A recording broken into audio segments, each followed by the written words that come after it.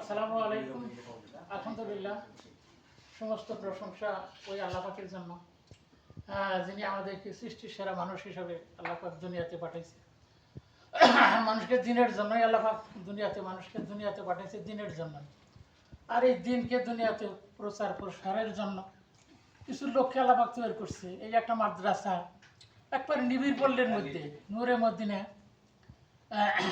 কওমি মাদ্রাসা, কেবল একবারে কেবল শুরু লগ্নের থেকে আমরা এখানে কিছু সদস্য এখানে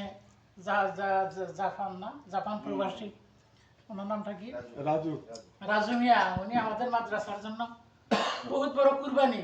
আর এই কুরবানির ফসল হিসাবে আরো সদস্যরা অনেক টাকা পয়সা মসজিদে দিতেছে।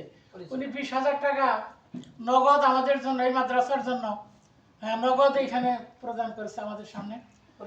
পরেও ইনশাল্লাহ উনি এই মাদ্রাসার জন্য দেওয়ার জন্য আমাদেরকে আশ্বস্ত করছে। তো আল্লাহ পাক ওনাকে হায়াতের মধ্যে আল্লাহ ওনার বরকত দিয়ে দেন, ওনার রুজির মধ্যে আল্লাহ পাক বরকত দিয়ে দেন। ওনার পরিবার পরিকল্পনা যারা আছে আল্লাহ পাক তাদেরকে অনেক হায়াত বাড়ায় দেন। ওনার আব্বা, ওনার বন্ধু মানুষ, আমার অনেক মনের সম্পর্ক। আজকে আল্লাহ পাক ওনার সাথে সাক্ষাৎ করাইছে। ওনাকেও আল্লাহ পাক দীর্ঘজীবী করুন। ওনার পিতা মাতা যারা কবরে আছে ওনাদেরকেও আল্লাহ পাক জান্নাতের সাথে সম্পর্ক করে দেন।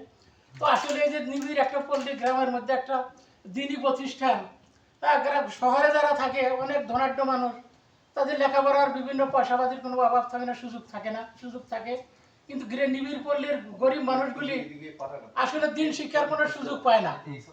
এই যে নিবিড় পল্লীর মধ্যে এরকম একটা প্রতিষ্ঠান গড়ে উঠতেছে, আমরা চাই যে আপনাদের সাহায্য সহযোগিতা আমাদের এই মাদ্রাসাকে আরো অনেক উপরে পৌঁছে দিবে।